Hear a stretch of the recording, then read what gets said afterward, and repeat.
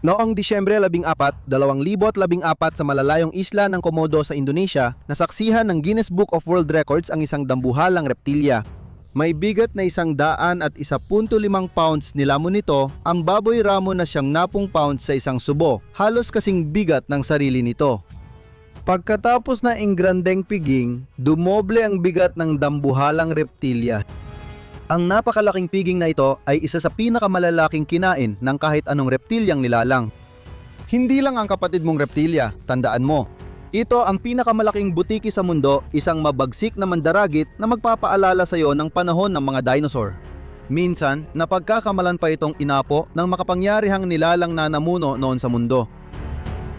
Kilalanin ang nakakatakot na mga pinuno ng mga isla, ang mga Komodo dragon.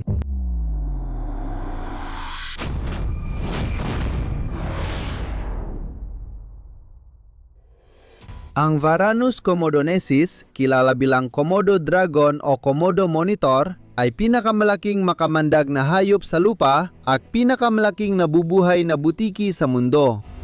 Ang mabagsik miyembro ng pamilyang Verenidae na ito na matatagpuan lang sa Indonesia, lalo na sa Komodo, Ringka, Flores at Gilimotong, ay unang lumitaw sa mga tala sa Europa noong 1910.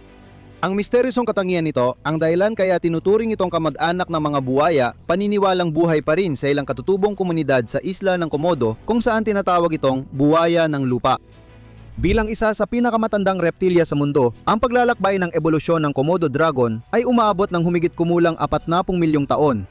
Nagmula sa Veronus na genus, nagsimula ang migrasyon na nagdala nito sa Australia kung saan lumaki ito at naging napakalaki. Sa paglipas ng mga siglo, pinahusay nito ang mga katangian sa pagkaligtas na nagpalayo dito sa iba.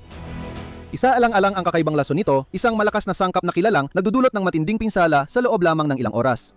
Ang lason na ito ay galing sa pares ng glandula sa panga, may taglay na lason na kayang pahinain kahit malalaking biktima. Ang kagat ng Komodo dragon ay nagdudulot ng mabilis na pamamaga, pamumuo ng dugo, mga aberya sa pamumuo ng dugo at matinding sakit na tumatagal ng ilang oras. Bagamat maaring hindi nakamamatay ang lason sa tao kapag may kasamang pagdurugo at iba pang salik, nagiging mas mapanganib ito at pwedeng magdulot ng malubhang epekto. Noong taong 2009 sa isang tila ordinaryong gabi, si Muhammad Anwar na 31 taong gulang ay pumunta upang mag-ani ng atis mula sa isang taniman sa loob ng Komodo Island. Habang ginagawa niya ito, aksidenteng nahulog siya mula sa puno at 2 Komodo dragon ang umatake sa kanya.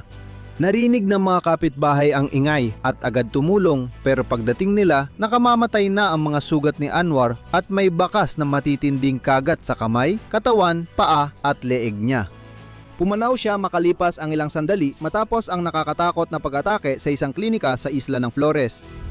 Noong 2001 nasangkot sa mapanganib na engkwentro sa Komodo dragon sa Los Angeles Zoo ang journalist na si Phil Bronstein at asawang si Sharon Stone.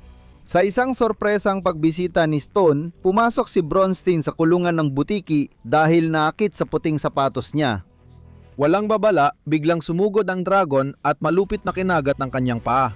Kahit napigil ni Bronstein ang reptilya, nawala pa rin kalahati ng kanyang paa.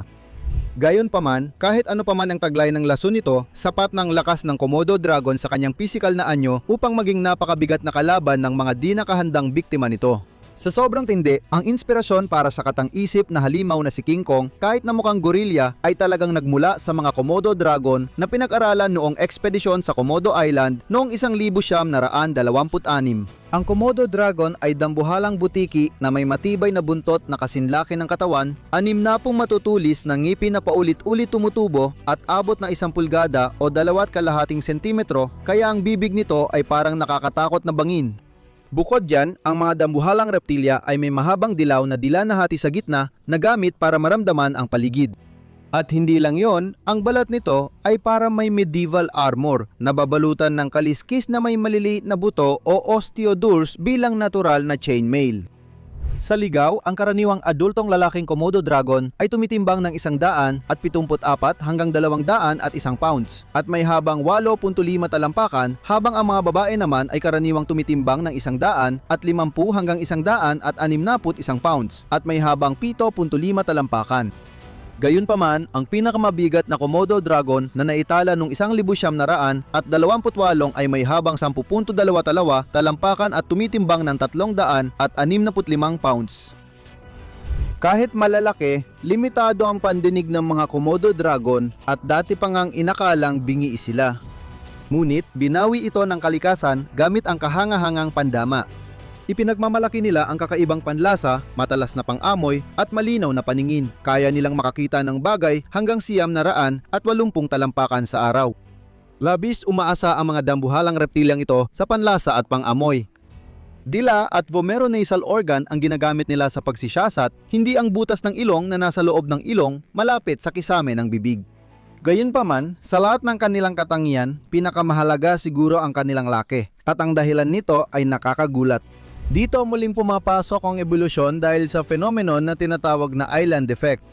Kapag ang isang uri ng hayop ay naiwang mag-isa sa isang isla, nagkakaroon ng kakaibang pagbabago sa laki nila. Pwede silang mas malaki o maliit kaysa sa mga kamag-anak nila sa mainland.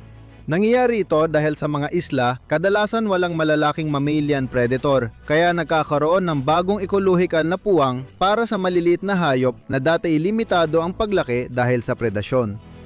Kapag nawala ang mga limitasyon, nagiging bentahe ang pagiging malaki at nagiging pangkaraniwan ito sa mga populasyon.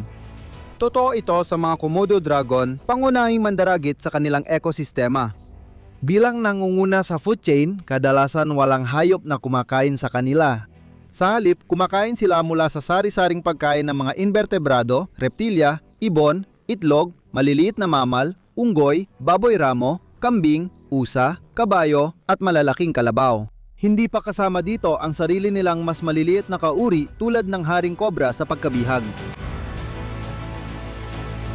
Dahil sa napakaraming pagpipilian sa kanilang pagkain, may kalamangan sila na matagal lang bahagi ng kanilang menu, dahilan para ang buong uri nila ay lumaki at tumaba sa paglipas ng panahon.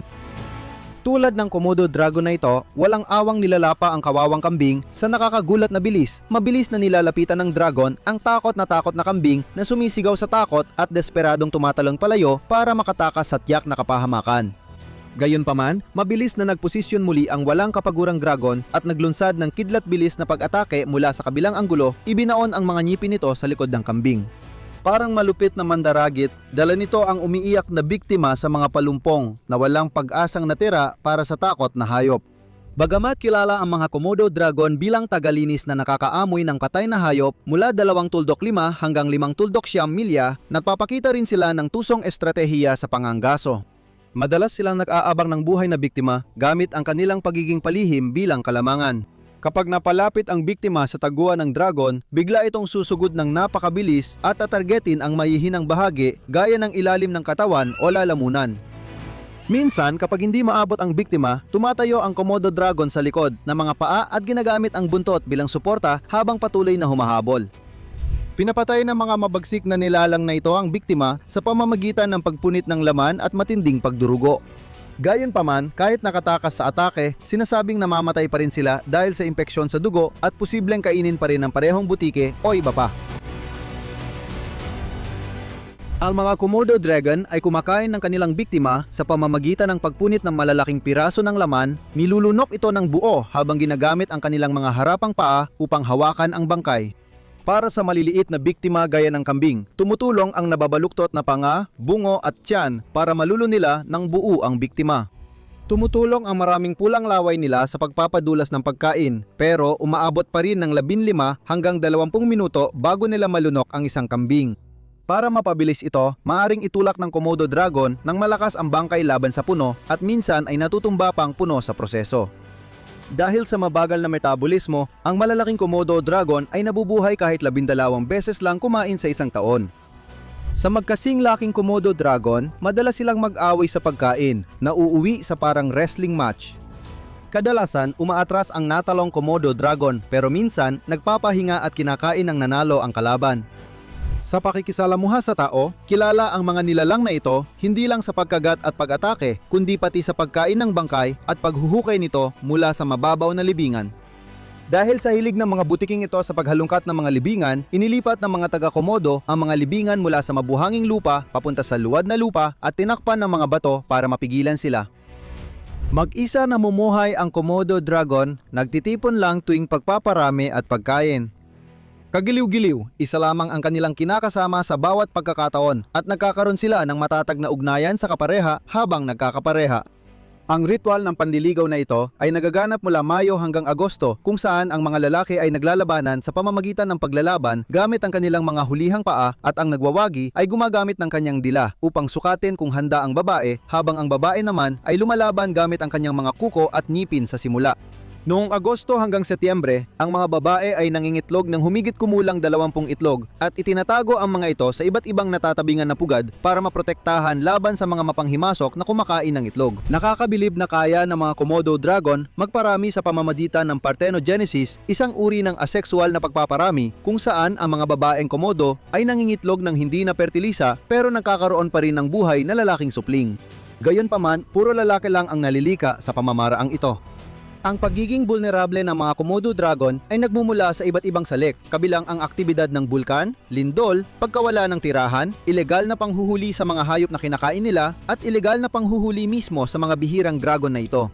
Ayon sa pinakabagong pagsusuri ng IUCN noong 2011, itinuturing ng anganibang uring ito na tinatayang may 1,300 at 83 may gulang na individual na natitira.